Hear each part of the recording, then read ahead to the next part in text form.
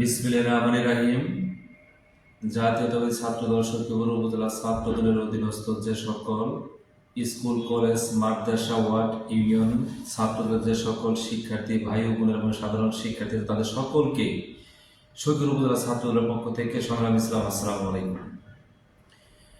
প্রিয় ছাত্রদলের নেতাকর্মী ভাই ও বোনেরা এবং প্রিয় শিক্ষার্থী ভাইয়েরা, আপনারা সকল সময়ই মনে রাখবেন, আপনি ভালো একজন ছাত্র, আপনি নিয়মিত ক্লাস করেন, আপনি বরাবর ভালো রেজাল্ট করেন, এর জন্য আপনি নাম্বার 1 দেন। আপনি ভালো ফুটবল খেলোয়াড়, এর জন্য একটা 0 দেন। আপনি ভালো বক্তা, আপনি ভালো রাজনীতিবিদ, এর জন্য আরেকটা 0 দেন।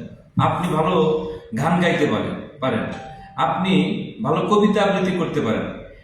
এভাবে 0 দিতে দিতে দিতে দিতে দেখা যাবে লক্ষ কোটি আপনার হয়ে যাবে।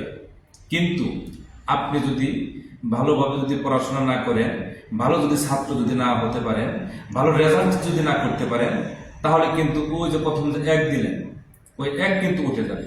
আর 1 যদি উঠে যায়, এই যে আপনি পর্যায়ক্রমে একে একে একে একে অনেক পারফরমেন্স করলেন, সকল পারফরমেন্সের জন্য কিন্তু 0। আর ছাত্রদের জন্য ভালো ছাত্র হলে তার জন্য 1, তাহলে 1 যদি উঠে যায় তাহলে বাকি সকল কিছুই রেজাল্ট হবে 0।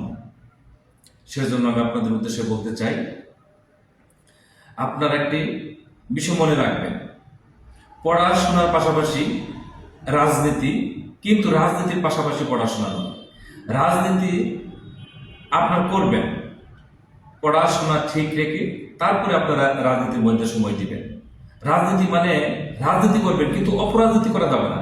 রাজনীতি করতে হবে আপনার সাধারণ যে সকল শিক্ষার্থীর নানান ধরনের সমস্যা আছে, সেই সমস্যা সমাধান করার জন্য ছাত্র রাজনীতি করবেন। আপনারা মানুষের কল্যাণের জন্য রাজনীতি করবেন।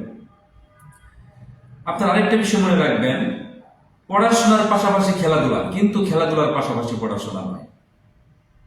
আপনারা যদি ভালোভাবে যদি পড়াশোনা করেন, নিয়মিত ক্লাস করেন, তাহলে আপনার ভবিষ্যৎ উজ্জ্বল হবে, আমাদের সমাজ আলোকিত হবে, আমাদের জাতি অনেক দূরে এগিয়ে যাবে।